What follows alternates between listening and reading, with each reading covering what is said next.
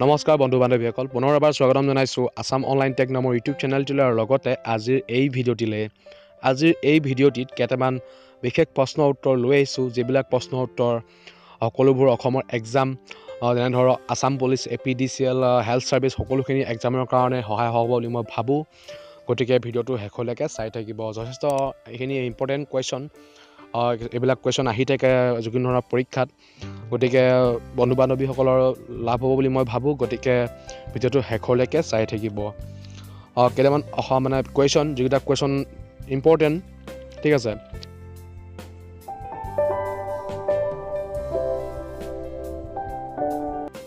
এক নম্বৰ কুৱেশ্যনটো হৈছে যে স্বাধীন ভাৰতৰ ৰাষ্ট্ৰপতি কোন আছিল?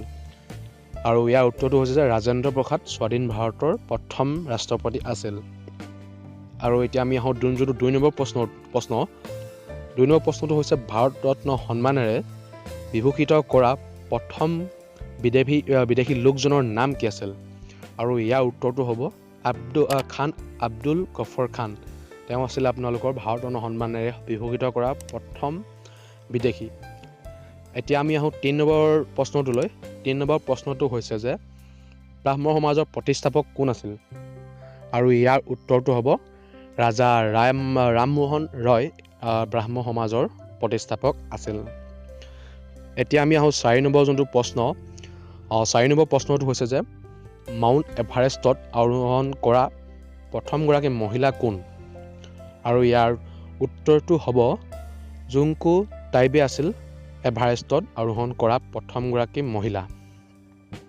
5 নম্বৰ প্ৰশ্নটো হৈছে যে চন্দ্ৰত পদাৰ্পণ কৰা প্ৰথমগৰাকী ব্যক্তিৰ নাম কি আছিল? আৰু ইয়াৰ উত্তৰটো হ'ব নীল এ আৰ্মষ্ট্ৰং আছিল চন্দ্ৰত পদাৰ্পণ কৰা প্ৰথমগৰাকী ব্যক্তি। এতিয়া আমি আহোঁ 6 নম্বৰ যোনটো প্ৰশ্ন। 6 নম্বৰ প্ৰশ্নটো হৈছে যে মাউণ্ট এভাৰেষ্টত আৰোহণ কৰা প্ৰথমগৰাকী ব্যক্তি কোন আছিল?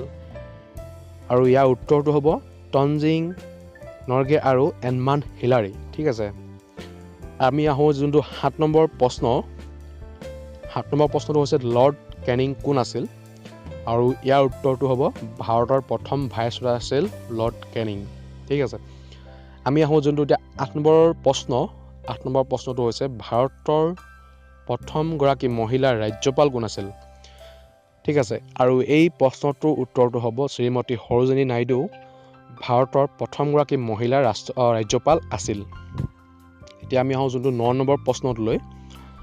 9 নম্বৰ প্ৰশ্নটো হৈছে যে নোবেল বঁটা বিজয়ী ভাৰতৰ অমৰ্ত্য সেনে নিজকে কোনটো ক্ষেত্ৰত সুপ্ৰতিষ্ঠিত কৰিছে? আৰু ইয়াৰ উত্তৰটো হ'ব অৰ্থনীতি বিজ্ঞান।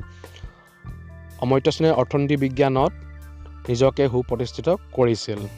এতিয়া আমি যোনটো 10 নম্বৰ প্ৰশ্ন।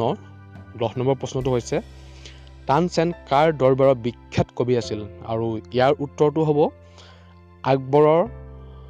আকবৰৰ বিখ্যাত আপোনালোকৰ কবি আছিল। ইয়াৰ উত্তৰটো হ'ব আকবৰ, ঠিক আছে। এতিয়া আমি 11 নম্বৰ যোনটো প্ৰশ্ন। 11 নম্বৰ প্ৰশ্নটো হৈছে যে বিশ্ববিখ্যাত সংগীতজ্ঞ উস্তাদ বিছমিল্লাহ খান কোনবিধ বাদ্যযন্ত্ৰৰ লগত জড়িত? আৰু ইয়াৰ উত্তৰটো হ'ব চেহনাই বাদ্যযন্ত্ৰৰ লগত উস্তাদ বিছমিল্লাহ খান জড়িত। আমি এতিয়া যোনটো আহোঁ 12 নম্বৰ যোনটো প্ৰশ্ন। 12 নম্বৰ প্ৰশ্নটো হৈছে ৰাজাগোপালাচাৰী কোন আছিল? তেওঁ আছিল স্বাধীন ভাৰতৰ প্ৰথম গভৰ্ণৰ জেনেৰেল, ঠিক আছে। এতিয়া আমি আহোঁ যোনটো 13 নম্বৰ প্ৰশ্ন।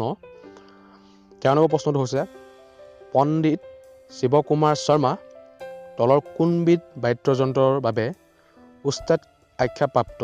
আৰু ইয়াৰ উত্তৰটো হ'ব চন্তৰ যোনটো বাদ্যযন্ত্ৰ তাৰ বাবে তেওঁ উস্তাদ আছিল। আজিলৈ ভিডিঅ'টো আছিল ইমানেই। যদি ভাল পাইছে নিশ্চয় লাইক কৰিব, কমেণ্ট কৰিব আৰু শ্বেয়াৰ কৰি দিব সকলো বন্ধু বান্ধৱীলৈ।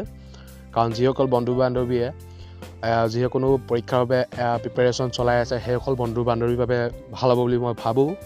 গতিকে ভিডিঅ'টো সকলোলৈকে শ্বেয়াৰ কৰি দিব।